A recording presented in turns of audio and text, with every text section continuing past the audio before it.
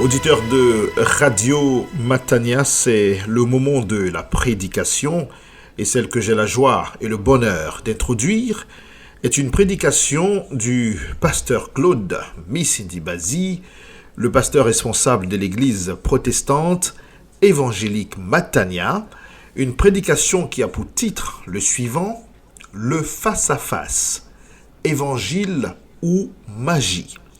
Et pour test de référence, un livre du Nouveau Testament, un texte du Nouveau Testament, celui des Actes des Apôtres, chapitre 8, du verset 4 au verset 25. Le face-à-face, évangile ou magie, Actes des Apôtres, chapitre 8, du verset 4 au verset 25. Croyons-nous à la puissance de la vérité? Une question profonde qui nous est posée à chacun d'entre nous et qui y trouvera sa réponse en écoutant cette merveilleuse et enrichissante prédication. Cette prédication nous permettra également de détecter ou d'identifier, de déterminer, de mettre à nu les faux prédicateurs à travers 4 signes qui nous seront présentés par le serviteur de Dieu. Cette prédication est d'ores et déjà disponible sur notre site dans sa version écrite, à savoir www.eglisematania.com.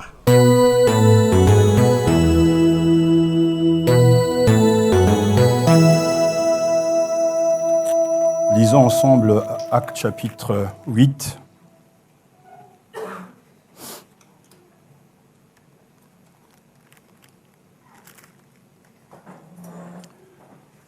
Actes chapitre 8,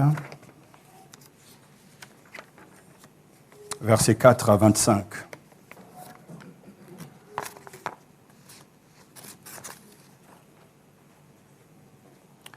Actes chapitre 8, versets 4 à 25, accueillons la parole de Dieu.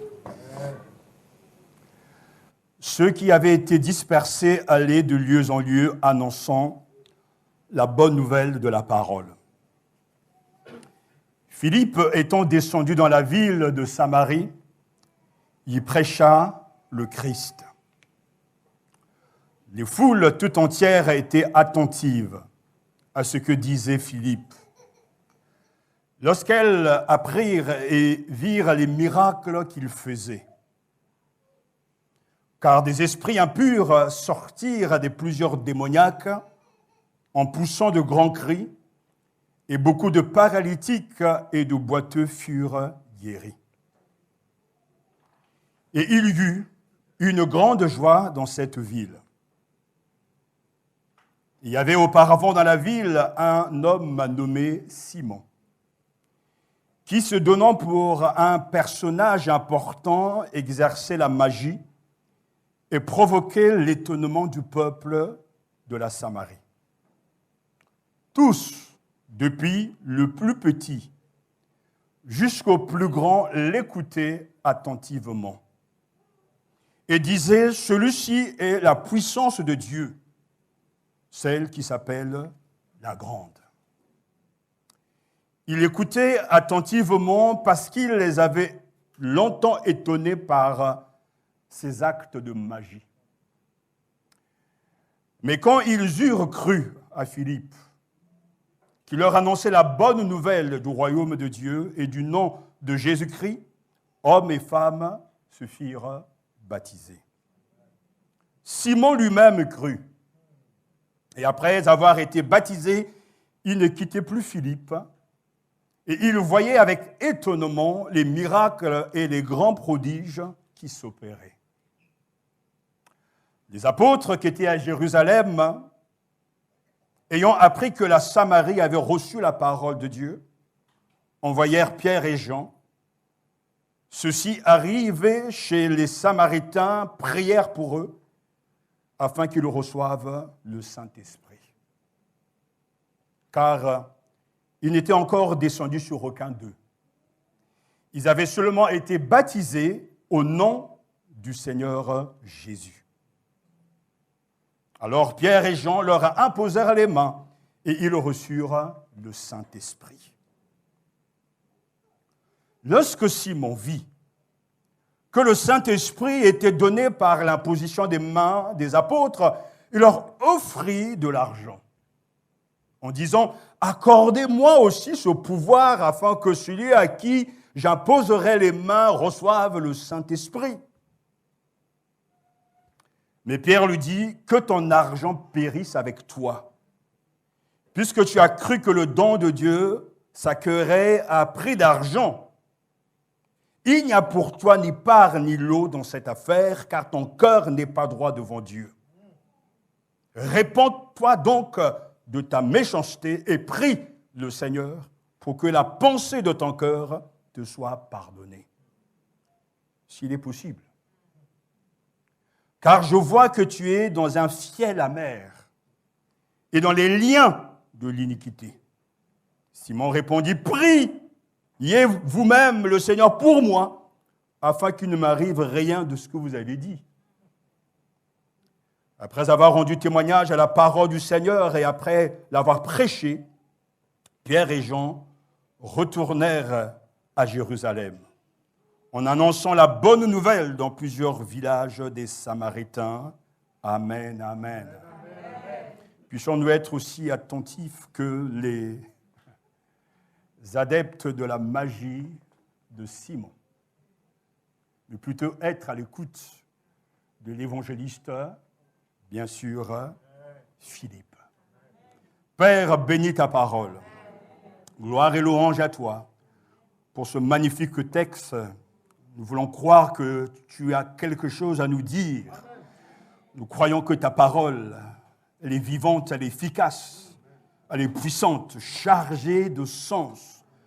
Seigneur, avec ce gène qui est la vie, bénis et sanctifie-nous par ta parole et donne gloire à ton saint nom, comme tu l'as fait il y a quelques siècles. Au nom de Jésus-Christ. Amen. Asseyez-vous. Croyons-nous à la puissance de la vérité? Amen. Croyons-nous à la puissance de la vérité? Parce que si nous avons la foi, nous vivrons en tout cas une expérience vivante avec le Seigneur. Croyons-nous que nous, à la puissance de la vérité, car seule la vérité peut nous rendre libres. La mise à mort d'Étienne a déclenché une onde de choc,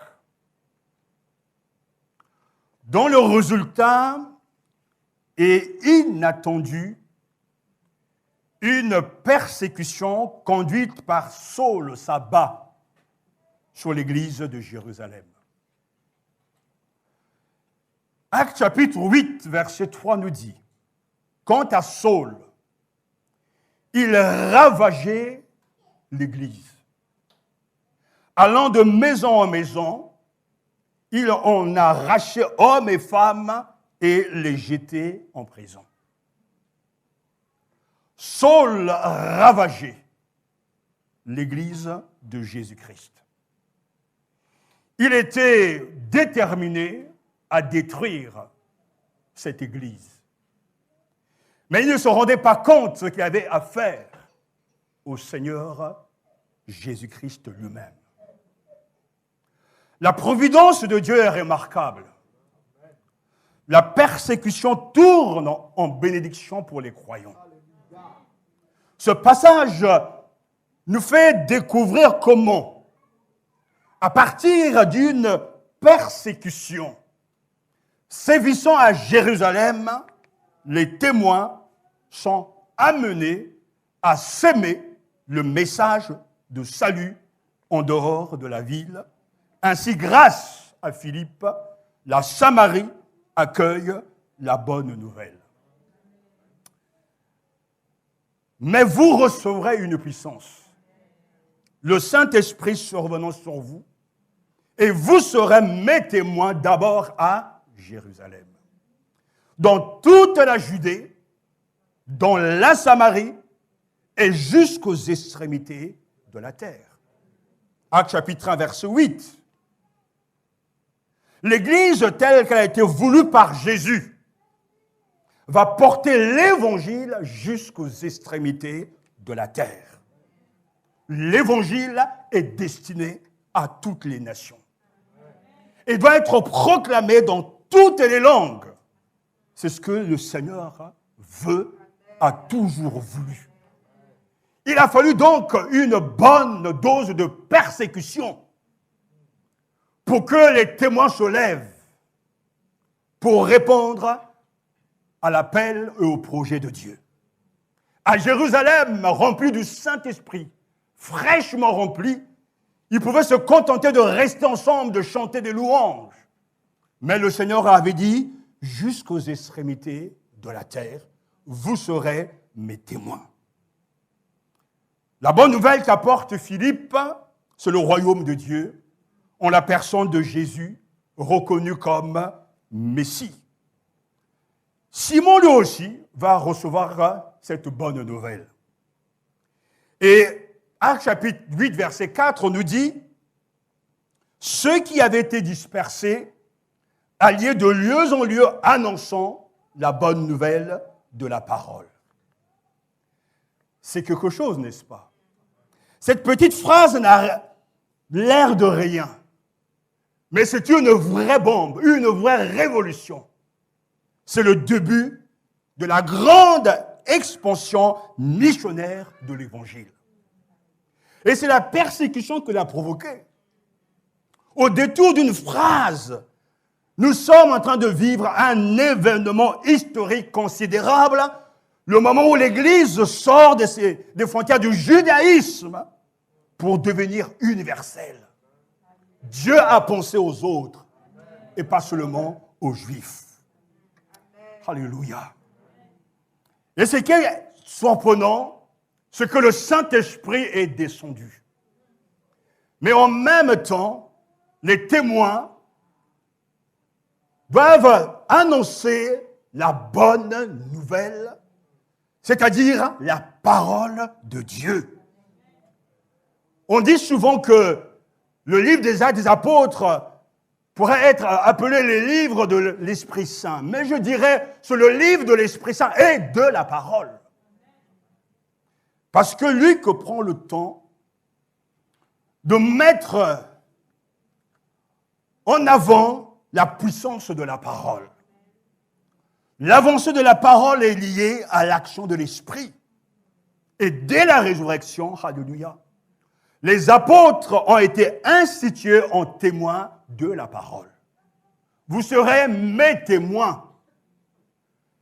Non pas les témoins d'un gourou, mais le témoin de Jésus ressuscité. L'Esprit à la Pentecôte a montré son pouvoir de diffusion parce que l'Esprit du Seigneur est un esprit missionnaire. Et nous devons partir annoncer la bonne nouvelle. Cette parole, écrira Luc, elle grandit au chapitre 6. Elle pullule, elle gagne du terrain. C'est elle que l'on reçoit et que l'on glorifie au chapitre 13. La parole est sujet, le sujet actif dans les actes motorisés par l'Esprit. Oui, même lorsqu'ils sont emprisonnés, la parole continue d'avancer. La parole ne peut jamais être arrêtée parce que Dieu veille à sa parole afin de l'accomplir. À Philippe, en Macédoine, à Jérusalem, rien ne peut résister à la puissance de la parole. La parole avançait, nous dit Luc, et le nombre de disciples augmentait. Ainsi, on le voit bien que c'est la parole qui provoque un séisme, même en Samarie. Parce que Philippe quitte Jérusalem à cause de la persécution, pour annoncer, comme les autres, la bonne nouvelle de Jésus-Christ.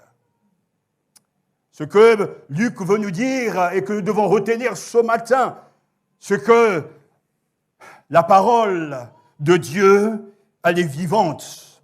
Cette parole ne revient pas au Seigneur sans avoir porté son fruit.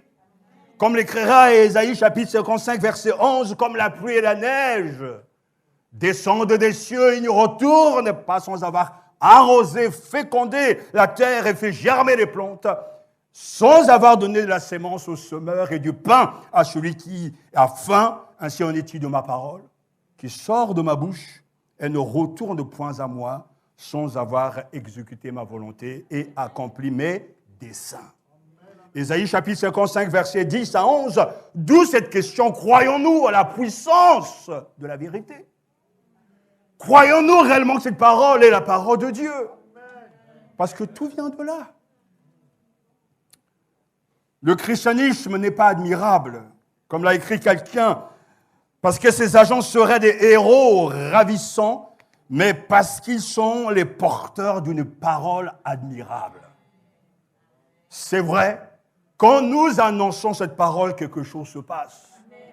Et je ne peux m'empêcher de encore relater cette expérience il y a quelques années, parce que c'est la parole qui apporte le réveil et que nous ne sommes que des instruments. C'est lui qui suscite cette conviction de péché grâce au Saint-Esprit.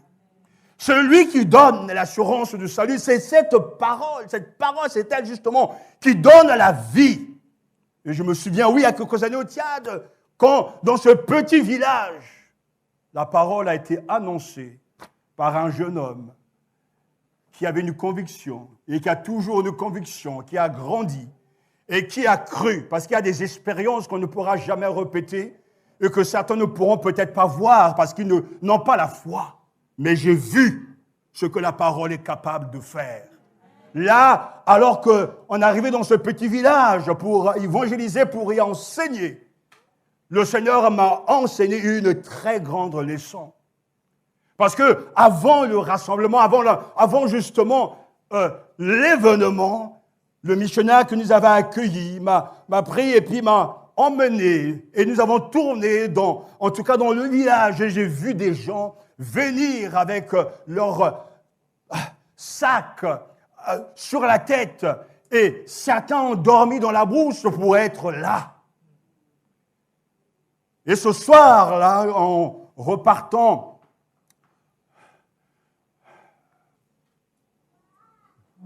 dans ce village, et en entrant dans cette maison qui nous avait reçus, cette nuit, je me suis tenu devant Dieu. Parce qu'en voyant ces gens, mon cœur était brisé. En voyant cette pauvreté, mon cœur était brisé. Et le soir même, je me suis adressé au Seigneur. Seigneur, si demain, je me souviens de cette prière, mais pas le tout, mais je me souviens, si tu ne fais rien, toi et moi, c'est fini. Mais le Seigneur aime entendre ces choses-là. Mais il ne faut pas en faire une habitude. Parce que c'était dans un contexte particulier. Et ce jour est arrivé où j'ai prêché sur Marc chapitre 1, les 7 aussitôt. Et j'ai vu la main de Dieu, la puissance de la parole de Dieu. J'ai vu des sorciers déposer leur gris-gris. J'ai vu des gens tomber par terre en train de donner leur vie au Seigneur Jésus-Christ. J'ai vu la puissance du nom de Jésus qui travaille. Je n'ai pas imposé les mains. Je n'ai pas prié pour ceux qui étaient possédés, mais la parole. Libérer les captifs. Parce que cette parole est chargée de vie. Et c'est ainsi qu'un réveil prend place. Lorsqu'on est envoyé par Dieu, lorsqu'on a un cœur rempli de compassion, et que lorsque l'on croit que la parole est vivante et efficace. Philippe étant descendu dans la ville de Samarie, il prêcha le Christ. Philippe, comme les autres quitte Jérusalem. Et nous devons nous souvenir que pour aller en Samarie, que les Juifs n'avaient que mépris pour les Samaritains. Mais Philippe est guidé par l'Esprit. Beaucoup, bien avant le Seigneur Jésus lui-même, Jean chapitre 4, a amené à la foi une Samaritaine. Et Jésus promet qu'il y aura une belle moisson. Et c'est ce qui est en train de se passer. L'Évangile traverse les frontières. L'Évangile renverse les obstacles, les forteresses, car l'Évangile est une puissance.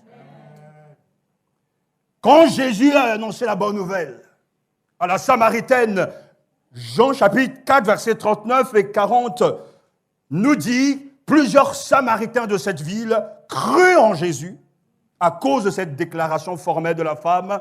Il m'a dit tout ce que j'ai fait. Aussi, quand les Samaritains vinrent le trouver, ils le prièrent de rester auprès d'eux et il resta là 2 jours. La parole est en marche. Regardez. Les foules unanimes restaient attentives aux paroles de Philippe. Oui, Philippe a prêché qui? Il a prêché Jésus. Il n'a pas prêché sa doctrine. Il a prêché Jésus. Il proclama le Christ, le cœur de la foi chrétienne et l'annonce selon laquelle Jésus de Nazareth est le Christ de Dieu. Sans la personne du Christ, le christianisme n'est rien. Une gnose, une idéologie, tout au plus, ce qu'il faut penser, c'est le Christ. Ce qu'il faut faire, c'est lui. Ce qu'il faut croire, c'est lui. Vivre, c'est vivre de sa vie. Il est tout, il résume tout. Voilà l'Évangile. Les foules, alors, tout entières, étaient attentives. Lorsqu'elles apprirent et virent les miracles qu'il faisait, car des esprits impurs sortirent de plusieurs démoniaques en poussant des cris, et beaucoup de paralytiques et de boiteux furent guéris. Mais ça ressemble à quoi, ça? On a l'impression de voir Jésus lui-même. Jésus, en venant sur cette terre, avait 3 axes d'action. Il enseignait, il proclamait le royaume de Dieu et il guérissait les malades. Philippe, rempli du Saint-Esprit, lui aussi proclame le Christ. Et le Seigneur lui-même se glorifie par des signes et des prodiges, attestant que l'Évangile est une puissance et que le ressuscité est toujours parmi eux. Alléluia! Tout se passe comme avec Jésus. En voyant les signes. L'Évangile se répand par la parole et par les signes. Et le résultat est clair. Il y eut une grande joie dans cette ville. Ça, c'est le signe de l'Évangile, la joie. Ils avaient des têtes de sauvés. Ils n'étaient pas tristes. Ils ne chantaient pas comme des gens tristes. Mais ils avaient des têtes de sauvés parce que la joie est la marque du Saint-Esprit. Et une preuve que le salut est entré. Souvenez-vous, Dieu est présent partout où l'Esprit conduit les porteurs de la parole. Partout où, dans le même Esprit Saint, un croyant adhère à cette parole. Dieu est présent partout où l'Esprit Saint conduit les porteurs de la parole, les messagers de la parole. Partout dans le même Esprit Saint, un croyant adhère à cette parole. Alléluia. L'évangile de Jésus-Christ a aussi ses concurrents. Et dans la ville, il y avait une célébrité locale du nom de Simon. Il était magicien. Il dit, le verset 9, il y avait auparavant dans la ville un homme nommé Simon plutôt, qui se donnant pour un personnage important exerçait la magie et provoquait l'étonnement du peuple de la Samarie. Écoutez bien, tous, du plus petit depuis le plus petit jusqu'au plus grand. L'écouter attentivement. Est-ce que vous êtes en train de m'écouter ce matin? Attentivement aussi. Parce qu'ils arrivent à écouter un démon. L'écouter attentivement et disait, celui-ci est la puissance de Dieu. Celle qui s'appelle la grande. Il écoutait attentivement parce qu'il les avait longtemps étonnés par ses actes de magie. Mais nous voyons que quelqu'un est plus grand que lui. Et l'histoire de Simon est celle du prédicateur à succès dépassé par plus fort que lui. Alléluia. Mais Luc nous brosse un tableau remarquable de Simon et Philippe. Comme Simon, Philippe prêche aux foules. Comme Simon, Philippe a du succès. Comme Simon, Philippe attire par la parole et les actes. Simon étonne par ses actes de magie, tandis que Philippe accomplit des signes et des prodiges qui aussi étonnent Simon. Dans cette description, j'aimerais vous donner 4 signes pour reconnaître les faux prédicateurs. Luc marque une grande différence entre ces deux personnages. Simon était une célébrité locale, un expert dans l'occultisme. Mais face aux manipulateurs de l'Évangile, retenons ces 4 critères. D'abord, Simon s'auto-désigne. Il s'auto-proclame grand. Il déclare être quelqu'un d'important. Verset 9. Alors que Simon se pose, Philippe renvoie à Jésus, il proclame le Christ. Il n'attire pas l'attention sur lui, mais il attire l'attention sur le Christ. Et les prédicateurs, les faux d'aujourd'hui comme d'hier, lorsqu'ils ont des choses occultes, voire même un don qui a été complètement déformé, un don de Dieu, ils attirent toujours l'attention sur eux. Moi, comme je l'ai vu un tant de fois, j'ai l'onction. Mon papa, mon mentor, c'est moi, c'est lui, il me donne de l'onction. Tu veux recevoir l'onction? Viens me voir, moi. Mais Philippe, lui, c'est un vrai évangéliste. Amen. Un homme de Dieu, et il le proclame, le Christ. Amen. Et comme dit le dicton, lorsque la montre la lune à quelqu'un, l'imbécile regarde le doigt. Le fou regarde le doigt. Nous devons montrer le Christ. Et les gens doivent regarder le Seigneur et pas nous. Nous ne sommes que des ouvriers inutiles. Retenez bien ce critère. On connaît les noms des célébrités d'aujourd'hui, les stars religieux de maintenant, on les connaît par cœur. Mais combien de choses connaissez-vous concernant le Christ lui-même? Ensuite, Simon lit son message à sa personne. Écoutez bien, tous s'attachaient à lui du plus petit jusqu'au plus grand. Verset 10, les foules par contre s'attachent non à Philippe mais à ses paroles. Amen. Verset 6.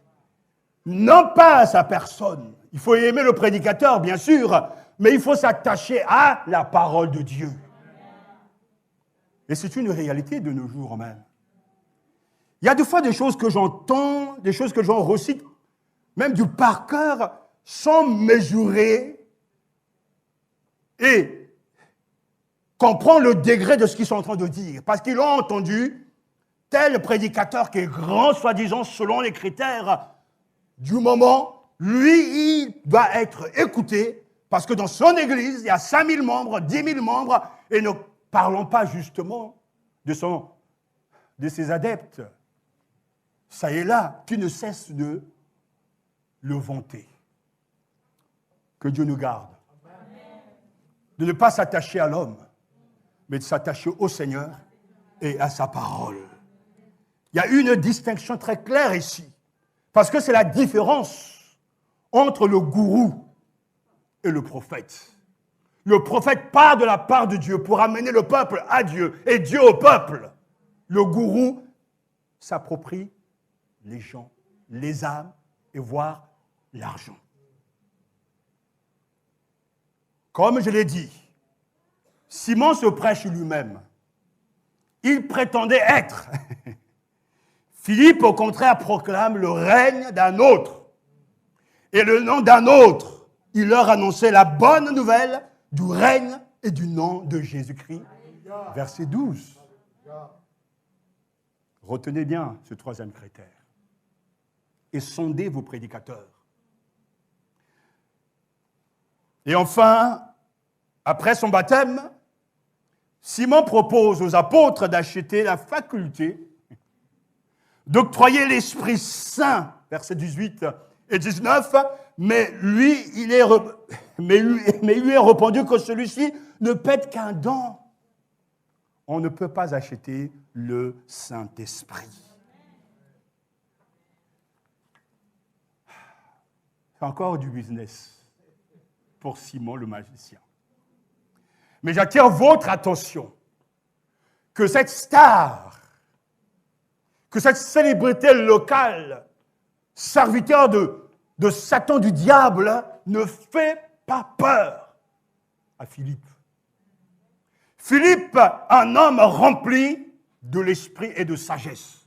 Selon Actes chapitre 6, ce n'est pas le Philippe l'apôtre, mais Philippe le diacre, le laïc. Mais il est rempli du Saint-Esprit et de sagesse. Et face à cette célébrité, il ne craint rien, car celui qui le guide, celui qui le dirige, est l'homme fort. Amen. Mais quand ils eurent cru à Philippe, qui leur annonçait la bonne nouvelle du royaume de Dieu et du nom de Jésus-Christ, hommes et femmes se firent baptiser. Et regardez la célébrité locale. Simon lui-même crut. Et après avoir été baptisé, il ne quittait plus Philippe.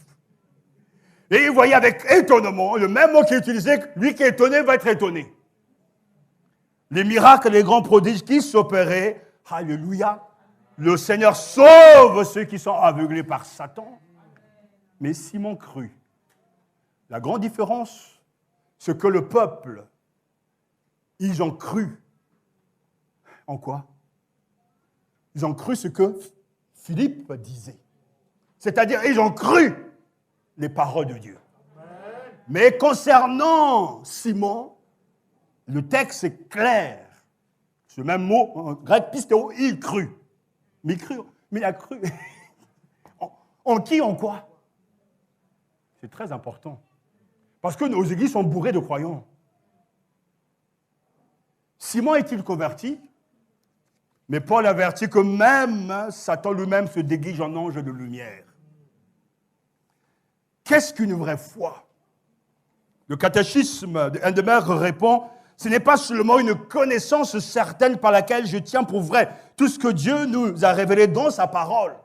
Donc ce n'est pas une connaissance intellectuelle seulement, mais c'est aussi une confiance pleine et entière que le Saint-Esprit produit en moi par l'Évangile.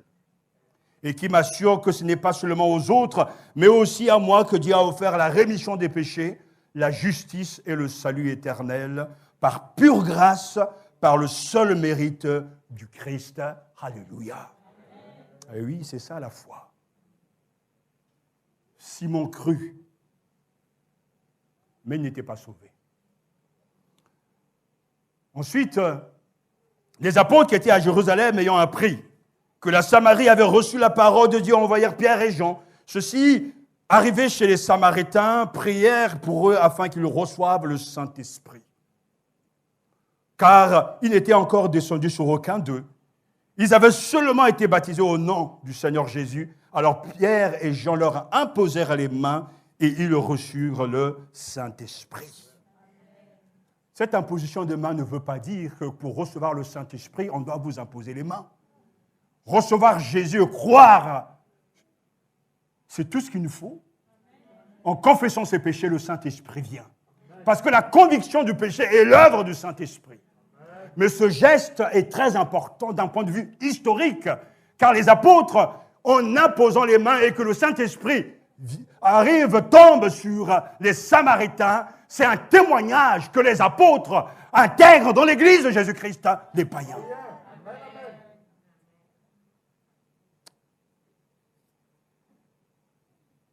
Alléluia. Lorsque Simon vit que le Saint-Esprit était donné par l'imposition des mains des apôtres, il leur offrit de l'argent, en disant, accordez-moi aussi ce pouvoir, afin que celui à qui j'apposerai les mains reçoive le Saint-Esprit. Voyez bien que l'occultisme a lié Simon au monde de l'iniquité. Et ça a des conséquences. Le Dieu de ce siècle a aveuglé son intelligence et ne peut pas voir briller la puissance, la gloire de l'Évangile.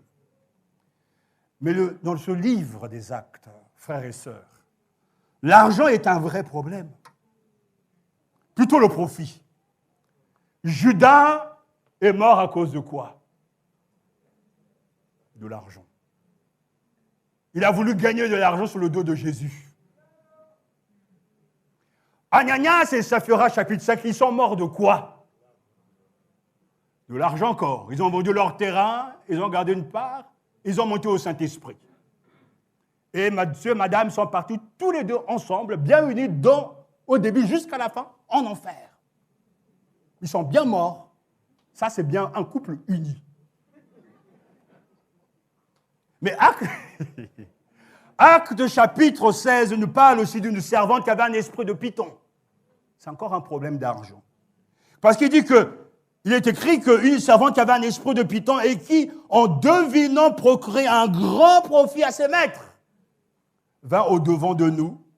Et bien sûr, l'apôtre Paul va chasser cet esprit.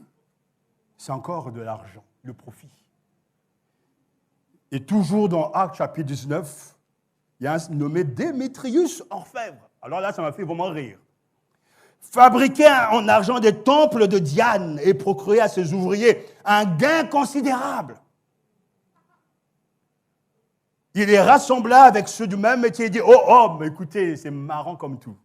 Vous savez que notre bien-être dépend de cette industrie.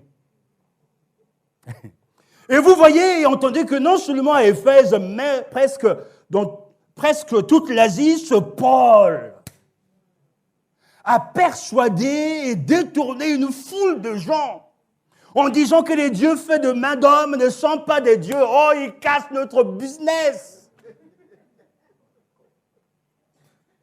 Le danger qui en résulte, ce n'est pas seulement que notre industrie ne tombe en discrédit, c'est encore que le temple de la grande déesse Diane soit tenu pour rien, et même que la majesté de celle qui est révérée dans toute l'Asie et dans le monde entier ne soit réduite à néant. Oh Paul, arrête de nous bousiller nos affaires. C'est encore le profit, l'argent. Et vous verrez toujours que l'argent est un vrai problème chez ceux qui falsifient la parole de Dieu. Et lorsqu'il demande, Simon, le pouvoir de donner le Saint-Esprit aux gens, l'apôtre Pierre est clair. Et sans état d'âme, il montre que ce n'est pas ainsi qu'il faut recevoir les dons de Dieu. Frères et sœurs, les dons de Dieu sont gratuits. Amen. Aucun don du Seigneur ne s'acquiert par mérite ou par droit. Tout est pure grâce. Comme chantait le roi du reggae, l'argent ne peut pas acheter la vie. L'argent, non, n'achète pas la santé. Tu peux avoir une ordonnance, aller chez le pharmacien pour acheter tes médicaments, mais tu ne pourras jamais acheter la santé. Tu peux avoir un costume, une belle robe, mais tu ne pourras jamais acheter le physique. Tu peux acheter tous les livres au sujet de Shakespeare, mais tu n'auras jamais le génie de Shakespeare. Tu pourras acheter tous les musiques, les livres au sujet de Beethoven, mais tu n'auras jamais le génie de Beethoven. Ce sont des dons. Et la foi est un don. Recevoir le Saint-Esprit est un don. une grâce du Seigneur. Alors Pierre, c'est pour ça qu'on le comprend, mais il lui dit, mais que ton argent périsse avec toi. La requête de Simon provoqua la réaction horrifiée de Pierre, que ton argent aille à la perdition avec toi. J'étais profondément étonné parce que oui, l'apôtre Pierre, il ne joue pas. Il est direct. Il se dit, mais pensez un seul instant que les dons de Dieu puissent s'acheter suffisaient à attirer la destruction, à la fois sur Simon et sur son argent. Et cette réponse, elle est cinglante. Que ton argent périsse avec toi. C'est une menace et une malédiction. Et l'Église ce matin, ô Église de Jésus-Christ, il faut écouter ce que l'apôtre dit. L'Église va tirer les leçons de l'erreur de Simon et prendre résolument l'attitude de Pierre en refusant de se compromettre pour de l'argent. Que Dieu nous délivre ce matin de l'amour de l'argent. Il lui répondit, ton cœur n'est pas droit, il a une foi défaillante. Ton cœur n'est pas droit, ton cœur n'est pas juste, il y a quelque chose qui ne va pas en toi. Répands-toi. Car je vois que tu es dans un ciel amer et dans les liens de l'iniquité. Preuve que Simon n'était pas sauvé. Croyons-nous à la puissance de la vérité. C'est la prédication qui a donné au Seigneur de révéler le fond, le cœur de Simon. Parce que la parole est un miroir qui nous montre qui nous sommes. Et l'apôtre Pierre, même si le texte ne le dit pas, rempli du Saint-Esprit, ça c'est clair, a dû exercer un don de discernement des esprits pour être capable de dire « je vois que tu es dans un ciel amer et dans les liens de l'iniquité. » Il avait professé une foi juste, mais son cœur n'était jamais régénéré. Et on peut baratiner les frères et les sœurs et les autres, mais Dieu voit toutes choses. Et je prie le Seigneur, et nous prions vraiment le Seigneur, qui redonne à l'Église aujourd'hui un don de discernement des esprits. Parce qu'il y a trop de bandits dans nos églises, trop de pagailleurs, et de gens qui ne viennent pas pour servir Dieu, mais pour chercher à détruire. Le don de discernement des esprits permet par une puissance surnaturelle du Saint-Esprit de pénétrer, de sonder et de connaître la nature de l'Esprit qui parle en nous. C'est là où je dis constamment, si tu as l'Esprit de Dieu, et moi aussi j'ai l'Esprit de Dieu, et que si tu pries pour savoir qui je suis, Dieu te montrera réellement qui je suis. Car on ne peut pas servir un même Père en ayant des pensées, des projets et animer des esprits contraires. Non, l'Esprit Saint rend témoignage à notre esprit que nous sommes des enfants de Dieu. Et dont la communion fraternelle qu'est l'Église, nous vivons la vie de l'Esprit grâce à l'Esprit qui nous unit les uns aux autres.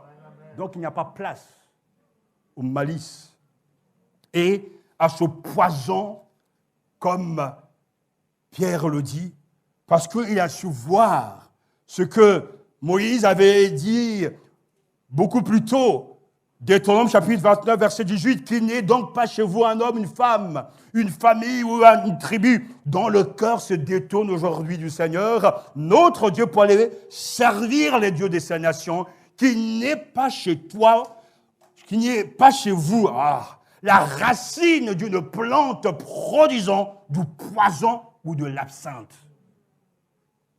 Deutéronome chapitre 29, verset 18. Son cœur n'est pas bon. Et ce matin, il y a des gens qui ont des cœurs qui ne sont pas bons. Et ce matin, nous pouvons aussi entendre de ce que Pierre a dit concernant ces liens, les liens de l'iniquité. Parlons-en, ces entraves qui nous empêchent de vivre au quotidien le Christ pleinement. Écoutez ce que Deutéronome chapitre 18, verset 9 à 14 dit. Lorsque tu seras entré dans le pays que l'Éternel, ton Dieu, te donne, tu n'apprendras point à imiter les abominations de ces nations-là. Qu'on ne trouve chez toi personne qui fasse passer son fils ou sa fille par le feu, personne qui exerce le métier de devin, d'astrologue, d'augure, de magicien, d'enchanteur, personne qui consulte ceux qui évoquent les esprits ou disent la bonne aventure, personne qui interroge les morts. Car quiconque fait ces choses est en abomination à l'Éternel, et c'est à cause de ces abominations que l'Éternel, ton Dieu, va chasser ces nations devant toi. Tu seras entièrement à l'Éternel, ton Dieu, car ces nations que tu chasseras écoutent les astrologues et les devins, mais à toi, l'Éternel, ton Dieu, ne le permet pas. Dieu interdit l'occultisme, le spiritisme, de consulter les médiums, l'astrologie, l'horoscope. Alléluia. Dieu interdit la sorcellerie, la franc-maçonnerie, les témoins de Jéhovah, le yoga, la rose-croix à Krishna. Dieu interdit les sectes.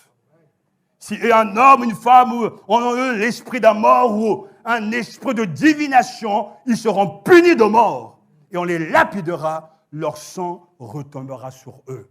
Lévitique chapitre 20, verset 27. Dieu interdit de conduire un enfant malade chez un guérisseur. Dieu interdit tout ce qui va à l'encontre de sa volonté. Il s'agit d'un combat d'idées. La vérité de Dieu qui détruit les mensonges des hommes. Et la Bible est très claire. Faites donc mourir ce qui dans vos membres est terrestre, la débauche, l'impureté, les passions, les mauvais désirs et la cupidité qui est une idolâtrie. C'est à cause de ces choses que la colère de Dieu vient sur les fils de la rébellion. Colossiens chapitre 3, versets 5 à 6. J'ai parlé dimanche passé de ces liens. Les liens de l'impureté. Des gens qui vont de femmes.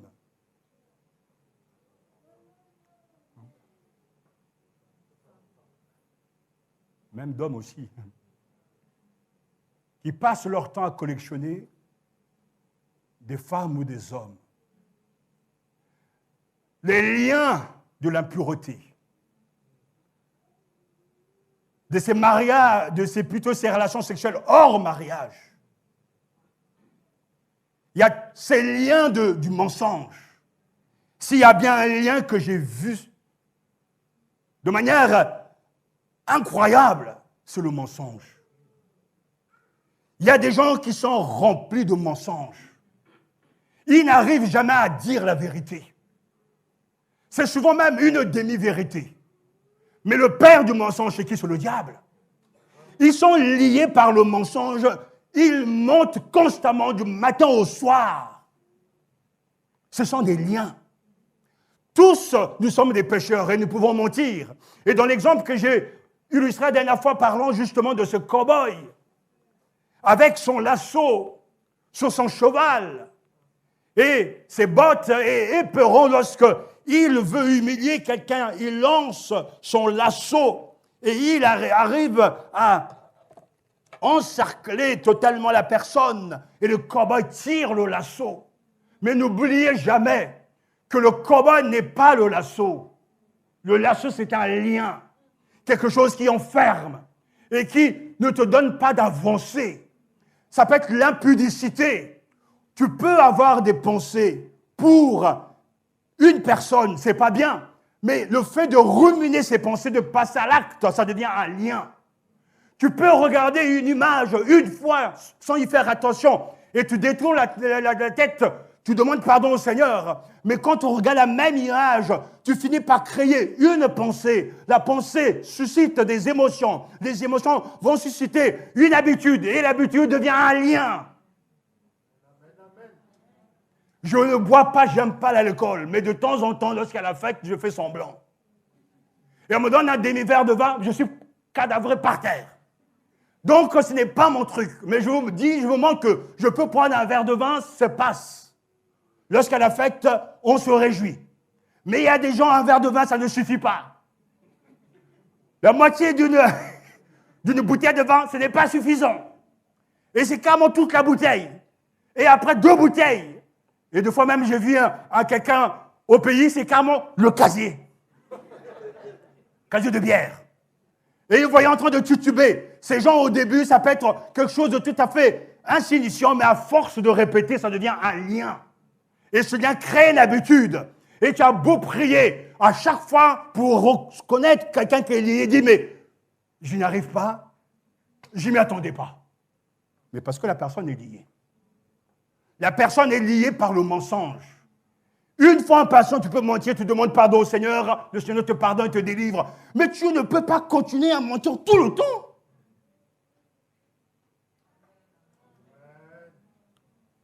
Ces gens sont liés, mais le comble, c'est que Simon n'était pas conscient qu'il était lié. Les Samaritains l'écoutaient, le suivaient, ils étaient tous dans l'obscurité. Qu'est-ce qui a provoqué l'événement? Une parole de Dieu. Parce que quand cette parole tombe, elle crée l'événement, emmène la lumière. Et ceux qui étaient dans les ténèbres, ils ont les yeux ouverts. Il y a des gens qui vont continuer leur route jusqu'en enfer. Parce qu'ils n'écoutent pas ce que le Saint-Esprit dit ce matin. Et nous disons souvent à nos proches, arrêtez de mentir. Acceptez d'être rejeté par même les membres de vos familles, mais dites toujours la vérité. Et j'entendais quelqu'un dire, mais, oh pasteur, mais toute vérité n'est pas bonne à dire. Mais où est-ce que tu as lu ça dans la Bible? Non, la vérité est bonne à dire même quand ça fait mal. Parce que Jésus est la vérité. Il y a des gens qui sont liés par le mensonge. Il y a des gens qui sont liés par l'avarice. Ils sont, comme dans le dessin animé Picsou, et ils sont radins. Ils arrivent à accumuler des richesses pour eux, pour construire même au bled, tout ça. Mais donnez leur dîme, ou multipliez même la dîme. Alors qu'ils reçoivent même des primes, ils sont toujours là avec le même montant, le même montant, le même montant. Et quand on leur dit, mais pasteur, le pasteur dit, mais il faut donner au Seigneur. Ils sont là en train de te dire intérieurement, mais le pasteur, il sait c'est toutes les charges que j'ai. Comme si Dieu ne le savait pas. Mais Dieu veut d'abord notre obéissance. Et il nous aidera pour le reste. Les liens du radin, être radin. Et Satan ne fait que tirer. Et s'il y a bien une réalité que l'on voit dans nos assemblées, ce sont des chrétiens lunatiques. On a l'impression qu'ils ont compris la louange, mais tout d'un coup ils repartent. On a l'impression qu'ils ont compris la puissance de la prière et être fidèle à l'église, mais 2 semaines après, on ne les reconnaît plus. Des fois, je rentre à la maison avec mes épouse, mais qu'est-ce qu'ils ont? Ils sont tirés. Il y a des liens. Et si ce matin, tu ne le reconnais pas, alors tu n'as rien compris. D'autres sont liés, écrasés par les traditions, les tabous, la peur des esprits, les craintes, la peur du mauvais œil, la peur des esprits. Je rencontre dans le ministère des gens, mais pas vis-à-vis de nous, mais ils ne vous diront jamais, par exemple, que ma femme est enceinte, parce qu'ils ont peur que quelque chose arrive. Mais si c'est Dieu qui te donne l'enfant, il n'y a pas de problème. Quand nous avons commencé l'église à Port-de-la-Chapelle, j'ai vu des choses incroyables. En fait, j'ai été traumatisé, c'est le mot que je peux utiliser. J'ai quitté ma Normandie tranquille, et je débarque là, je dis, mais où est-ce que je suis? Ils volaient les trains. Mais il y avait eu autre chose, c'est que les traditions, les tabous, c'est incroyable. Ceux qui ont été avec nous dans l'église, vous ne m'avez jamais vu, et on n'a jamais eu des veillées de prière qui commencent à minuit. Oui ou non? C'est toujours à 22h, voire 23h. Parce que dans le milieu où j'étais, minuit, c'est une heure. Une heure dangereuse, ça dit qu'à minuit, les démons sortent. À minuit, tu ne dois pas manger. À minuit, tu ne dois pas te couper les ongles. À minuit, tu ne dois rien faire parce que les démons sortent. Mais donc, en fait, entre 1h du matin jusqu'à 23h, ils sont en famille quelque part. Les superstitions incroyables. Il y a ceux qui ont peur du vendredi, le vendredi 13. Ils sont devant leur petit écran, ils regardent, vendredi 13. Ah. Et même aux États-Unis, c'est tellement flagrant qu'il n'y a pas de 13e étage. Ce sont des croyances diaboliques. Halloween est en train de s'infiltrer même en France. Nos enfants sont là, sur Netflix, sur Amazon Prime, et puis ils sont en train de regarder des films d'horreur, ils coupent les têtes, mangent la chair. Ils disent ouais. Mais en fait, Satan est en train de s'aimer une graine. C'est même les enfants n'arrivent pas à se concentrer pour lire la Bible ou pour étudier. Satan est en train de s'aimer une graine qui va pousser. Et ils vont devenir des anti-dieux. Il faut les libérer. Les traditions. Je me souviens de ce cas, de ce couple, où on disait que si tu ne donnes pas la dot, ta femme n'aura jamais d'enfant. Et la personne croit. Mais qui donne les enfants? Mais c'est Dieu. Mais quand tu n'as pas la foi véritable, il y a des choses qui marchent. Parce que Satan existe. Donner des noms à des enfants, respecter la tradition des pères, des ancêtres, pour perpétrer la mémoire des anciens, tout ça, ce n'est pas biblique. Je m'appelle Claude Philippe. Ce sont des prénoms bibliques. Mais il y a des noms qui sont bizarres. Je m'appelle un tel, mais d'où vient ce prénom? Oh, c'est pour ne pas oublier mon ancêtre. Mais cet ancêtre-là, tu le connais? Est-ce qu'il a fait comme pacte pour permettre que le lien et le totem dans ta famille continuent de travailler? Un chrétien doit être renouvelé dans son intelligence. Et je sais que le Saint-Esprit, ce mois-ci et le mois prochain, a décidé de démasquer les œuvres sataniques. Il y a des gens ici qui ont besoin d'être déliés de leur superstition. J'ai vu de jeunes porter des bagues magiques, soi-disant, ayant fait un pacte avec le diable et ayant donné un stylo à un sorcier. Ils ont invoqué les esprits divins. Avec ce stylo, passe un examen, tu réussiras. Mais si tu n'as rien dans la tête, tu vas échouer. Mais ça marche. Et souvent, quand nous sommes partis en Afrique, des pasteurs me disent, mais pasteur, nous, il y en a des réalités ici que vous ne connaissez pas. Vous avez grandi en Europe. Mais moi, je leur réponds toujours, mais Satan est en Europe aussi. Mais il est plus intelligent, il se cache derrière une idéologie, la franc-maçonnerie. Mais il est là. Tout ce qui se passe avec l'Europe, il y a des moments où on se dit qu'il y a quand même une machination. Mais il est là. Mais la grande différence, c'est que c'est stylé. C'est stylé. Ça passe pour de la philosophie.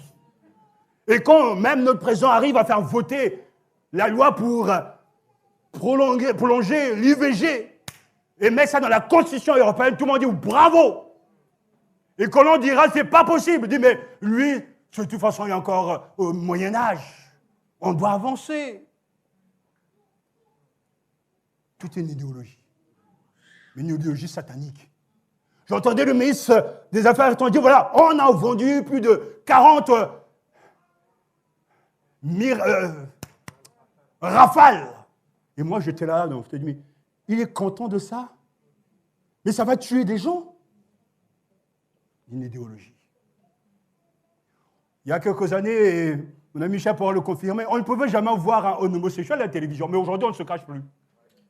Et si tu parles seulement, on dit, mais lui là, il n'aura plus droit à la parole. Il ne sera plus invité sur le plateau, parce qu'on ne veut entendre que ce que l'on va entendre. Aujourd'hui, l'Afrique souffre, parce qu'on ne fait pas parler, on ne nous interroge pas. Une idéologie, la traite négrière, une idéologie satanique. Et aux États-Unis, on arrive à croire qu'un blanc est supérieur au noir, et ça se passe dans des églises même. C'est Satan qui est à l'œuvre. Des liens. Les liens de l'iniquité. Pour discerner l'œuvre de Satan, il faut le don de discernement des esprits. Et Dieu l'a donné à l'Église par le Saint-Esprit. Alors ce matin, laisse tes tabous. Et si tu dois donner un prénom à ton enfant, donne-lui un nom biblique, un prénom biblique ou autre, mais ne va pas déterrer tes ancêtres. Quand j'étais en mission, je rentrais très tard. Je mangeais à 1h du matin. Et alors, les démons sont venus me perturber. Non! Et je pourrais terminer ce matin avec le vaudou.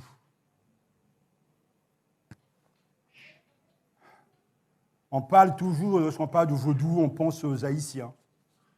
C'est vrai qu'ils ont tout pris chez eux. Et que c'est une institution au point que même ils se battent pour que ce soit reconnu.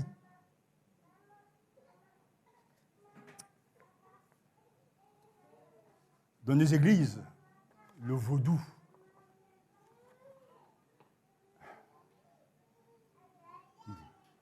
ne doit jamais être accepté. On ne doit jamais adorer un esprit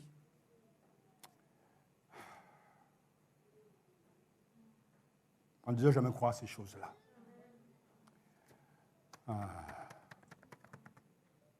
Seigneur, délivre ton Église de ceux qui touchent aux choses occultes. Délivre ton Église des liens. Les liens de Satan. Les conséquences de s'être engagé avec lui comme Simon a été engagé à gagner de l'argent. Mais il y a une bonne nouvelle pour chacun. L'Évangile est toujours supérieur. Contre Satan et les forces du mal, proclamant l'Évangile. Et Simon, conscient de sa sottise, il dira, après avoir rendu témoignage à la parole du Seigneur, il va demander à Pierre, priez pour moi, pour que ce que tu viens de dire ne m'arrive pas. Et j'aimerais finir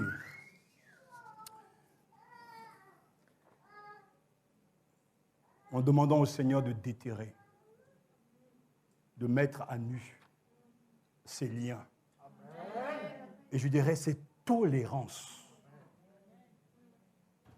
cet esprit de fatigue, ce lien qui te pousse à reporter toujours au lendemain ce que tu dois faire maintenant. Ce lien quand tu viens à l'église, tu t'endors. Et pourtant, arrivé chez toi, tu es bien éveillé. Que Dieu bouscule l'esprit de tolérance. Chasse cet esprit, Seigneur. Et si la nuit, tu ne dors pas bien, si tu as des apparitions nocturnes, d'abord viens au Seigneur Jésus-Christ. Répands-toi, confesse tes péchés et viens nous trouver pour que nous prions avec toi. Pour que tu sois libéré de ces liens. Et si tu te sens pour l'instant bien dans ta peau, ne crois pas que Satan n'est pas à l'œuvre. Des fois, il permet de lâcher de l'est pour que tu sois tranquille. Mais il va revenir à la charge. Parce que ce qui est implanté, ces totems, ces pactes, ces têtes de serpent, ou bien ces couleuvres, Jésus veut te libérer. Cette fatigue que tu as n'est pas une fatigue naturelle.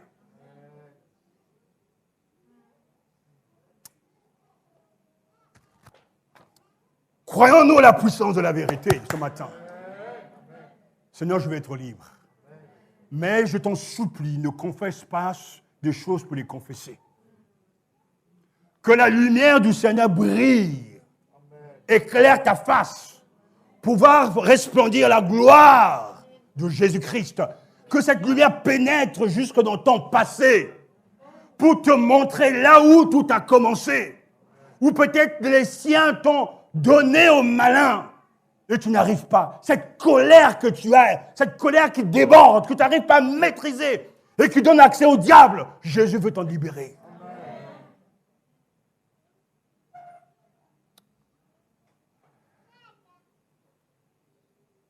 Ah, Seigneur. N'oublions pas qu'une vraie conversion est toujours le résultat de la prédication de la parole de Dieu. N'oublions pas qu'une vraie conversion, c'est une expérience inattendue. C'est le Seigneur qui donne la nouvelle naissance. Et ne croyons pas tous ceux qui confessent que Jésus est Seigneur. S'il n'y a pas un changement concret dans leur vie, rejetez-les. ou exhortez-les à venir au Seigneur Jésus-Christ. La vraie conversion nous libérera toujours du pouvoir du péché. Nous ne serons plus les esclaves du malin. Et Satan ne sera pas là en train de tirer la corde constamment. Je n'arrive pas à croire, je n'arrive pas à avancer. Regardez-nous dans des domaines. Ça fait des années que nous ne manquons jamais au culte. Nous avons les mêmes corps que vous, le même sang qui coule dans nos veines. Mais nous avons triomphé parce que nos corps sont assujettis à notre esprit. Pourquoi tout le temps tu dois être absent lors des cultes? Le vendredi, tu ne dors pas. Le samedi, tu ne dors pas. Mais prie, parce que Satan ne veut pas que tu viennes au culte pour adorer Dieu. Une vraie conversion nous libère de l'amour de l'argent. On n'est plus accro au sexe. Mais on aime Jésus-Christ et sa parole. On n'est plus dans le mélange que j'ai vu tant de fois. Ils sortent du culte comme, je l'ai vu aussi, c'est pasteur Osaïe qui disait, mais je ne comprends pas, je viens d'aller voir sortir du culte, mais il se dirige tout droit chez le marabout. Non, tu es dans le bon chemin. Et tu suis ce chemin sans t'en détourner. Une vraie conversion nous libérera toujours du péché. Mais nous serons encore des pécheurs, mais gracieux en marche vers le paradis. Et quand nous tombons dans le péché, le Seigneur nous relève, nous demandons pardon et nous repartons. Et quand nous sommes même découragés, le Seigneur nous relève et nous partons. En ce moment, on parle avec des frères, des pasteurs qui sont découragés. Nous prions, Seigneur, relève-les. Parce que ça peut arriver. Mais ce n'est pas des liens, ça.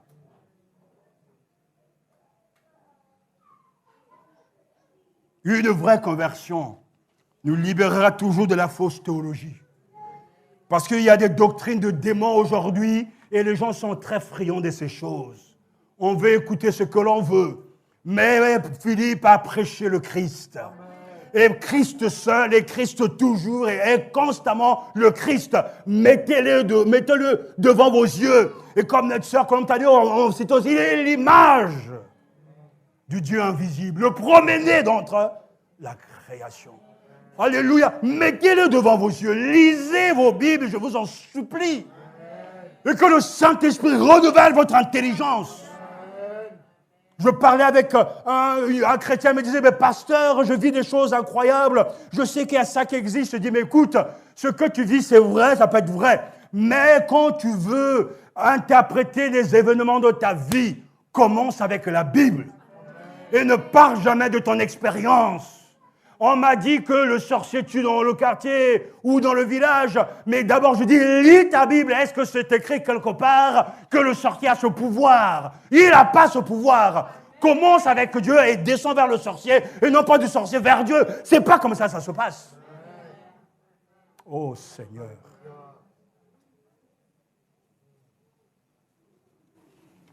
La personne convertie reçoit le don du Saint-Esprit. Et si nos cœurs sont obéissants, et ça, je suis toujours convaincu, qu'il ne pourra jamais nous tromper. Nous avons nos défauts, mais le Saint-Esprit ne ment jamais. Amen. Je crois que lorsque quelqu'un a un cœur sincère et qui est prédestiné au salut, même s'il est dans une secte, le Seigneur va l'arracher, va le retirer de là pour l'amener dans une bonne église. Les gens qui ne supportent pas la prédication ne sont pas de Dieu. Il faut que ce soit clair. Jésus dérangeait parce qu'il est la vérité et qu'il disait toujours la vérité. Si vous cherchez des miracles, des prodiges, il n'y a pas on ne sommes pas des consommateurs de ces choses. Mais je crois, ce que nous croyons ici, quand la parole est annoncée, le Saint-Esprit saisit la parole, produit la nouvelle naissance, et dans la bonté de Dieu, il peut vous donner un miracle. Et ce n'est jamais le contraire.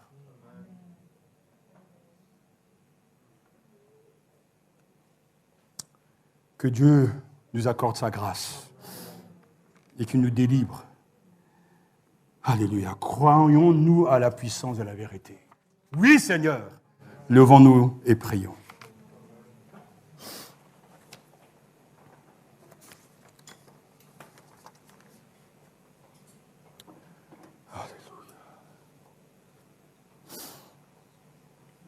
Il y avait un chant qu'on chante, on ne le connaît pas. Quand Jésus vient, l'ennemi se retire.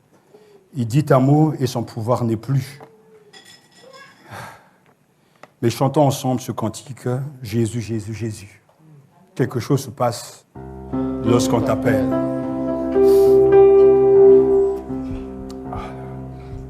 Jésus, Jésus, Jésus.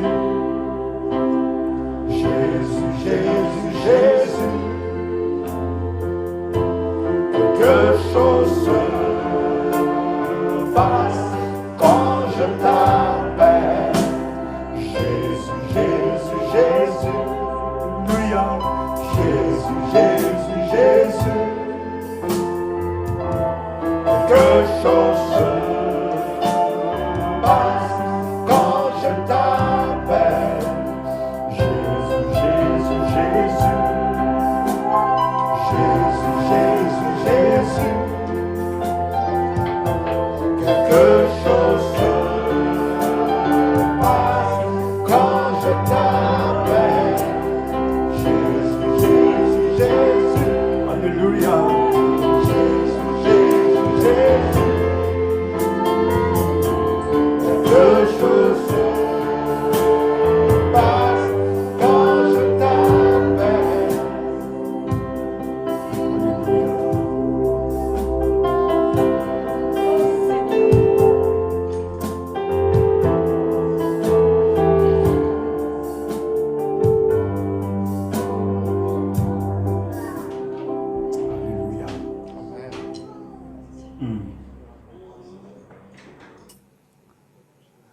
Des esprits impurs sortirent des plusieurs démoniaques en poussant de grands cris. Et beaucoup de paralytiques et de boiteux furent guéris à l'annonce de ta parole. Seigneur, regarde ton Église et visite ton Église.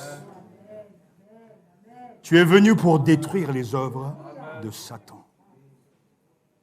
Ses œuvres cachées, déguisées, ses habitudes cachées, ses vices, ses tares. Le lasso de l'ennemi entoure bien des vies. Les corps physiques sont sous la puissance d'une impulsion diabolique. Seigneur Jésus, ton salut a toujours été complet. Nous te prions pour ceux qui sont ici, pour que toi-même tu envoies ta lumière, que tu démasques ces œuvres cachées, que tu mettes à nu toi-même ces déguisements, afin que le salut entre chez eux. Seigneur, tu es le plus fort et tu es au milieu de nous. Tu es celui qui est capable de lier l'homme fort, le diable. Et tu es apparu dans ce monde pour détruire ses œuvres. Tu es venu pour nous redonner la vue, pour libérer les corps, pour sauver l'âme et l'esprit et baptiser du Saint-Esprit. Ce matin, glorifie ton nom. Touche nos enfants qui sont ligotés par les plaisirs de ce monde, ligotés par les plaisirs sexuels, ligotés par la convoitise charnelle. Sauve-les ce matin, au nom de Jésus. Étends ta main sur tous les grands, tous ceux qui ont pactisé avec le malin, dont l'héritage est taché de sang et d'alliances sataniques. Seigneur, montre, envoie ta lumière pour déterrer ces choses-là. Les maisons sont hantées de cris, de peur. Les croyants sont habités de crainte, d'angoisse, de méchanceté, de colère, d'avarice. Ces choses qui sont idolâtrées à tes yeux. Seigneur, ce matin, opère une régénération nouvelle. Donne-nous ce matin, oh Seigneur Jésus, d'être libérés de cette fausse théologie. Que notre intelligence soit de plus en plus renouvelée à l'écoute de ta parole pour avoir la promptitude d'obéir à ta voix. Et donne-nous de ne pas faire croire que nous sommes sauvés parce que nous avons fait profession de foi et baptisés. Non, Seigneur, qu'il y ait les fruits de la nouvelle naissance. Nous avons chanté ce cantique. Quand Jésus vint, quelque chose se passe. Seigneur, je ne veux pas réactualiser le passé, mais je veux croire ici et maintenant que tu es présent avec ton pouvoir de guérison. Tu es présent avec ton cœur rempli de compassion à l'égard de ceux qui sont courbés, de ceux qui sont tombés et qui ont perdu le goût de la parole, le goût de la prière, le goût de la sainteté. Sauve ce matin, Seigneur. Et aie pitié. Au nom de Jésus, nous chantons ta gloire. Nous proclamons ton nom. Le nom qui est au-dessus de tout nom. Le nom qui est au-dessus de tout nom. Afin qu'au nom de Jésus, tout genou fléchisse dans les cieux et sur la terre. Seigneur, démasque ceux qui s'opposent à toi ici. Qu'ils tombent d'une maladie et qui passent à la confession de leurs péchés. Revan, os divine. Nous sommes tes serviteurs et nous ne falsifions pas ta parole. Nous ne courons pas derrière l'argent. C'est toi qui es notre objet d'adoration. C'est toi notre vision. C'est toi notre résumé. Oh Seigneur, bénis ta parole. Au nom de Jésus, ouvre les yeux spirituels. Et fais-nous exercer ce matin le don des discernements des esprits. Et que tous les ciments soient démasqués. Et que la puissance de ta grâce tombe sur l'Église. Oh Jésus, Jésus, Fils de Dieu, fais grâce. Revan, os divine. Nous sommes les plus forts, car tu es avec nous.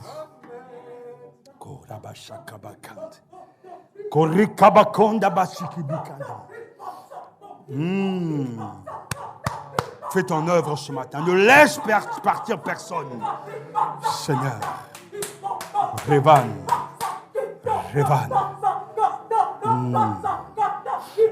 Oh Seigneur.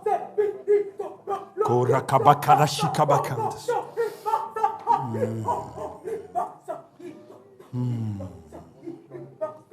Korabakaso-kabakandas-shibakand. Karikabarishi-kabakoso-kobakand. Au nom de Jésus. Au nom de Jésus-Christ. Matania est à toi, Seigneur. Nous ne servons pas notre maître que toi. Oh, nous n'avons jamais pactisé avec le Satan. Non, nous sommes avec toi, Seigneur. Nous donnons gloire à ton nom. Korakabaka. C'est toi qui règne dans cette église. Il attend pour tout. Jésus, ce matin, le temps est arrivé pour que tu puisses agir. Oui, Seigneur. Agir. Fais grâce. Jésus, tu touches. Jésus, Shakabakarashi kambandasa. Jésus, tu touches. Koraki shokobaisho dabashi. Rekombati kabasa kabaka. Korokobashi kadabasanda karakobakanda shikabaka. Oui. Amen, amen. Amen. Tu as dépouillé Satan de son autorité sur nous. Tu as dépouillé Korakashi kabaka. du mal. Tu as dépouillé Satan. La mort n'a plus d'autorité sur nous. Korekabashi kabaka. Ce matin, touche les femmes. Jésus libère. Libère. Oh Seigneur. Superstition. Oui, Seigneur, s'il te plaît. De cette mentalité qui ne change pas. Libère de qu'on a compris, qu'on a changé. Et on recommence. Après quelques jours, après quelques mois, après quelques années. Mais ce matin, Jésus, touche maintenant que les captifs rencontrent le feu. Oh Seigneur. Le feu du Saint-Esprit. Le feu du Saint-Esprit. Oh, libère, Seigneur. Ce matin, Korabara shakabakanda. tu es le roi de roi. Oh rabashikabakanda. Le seul Seigneur, le Dieu vivant.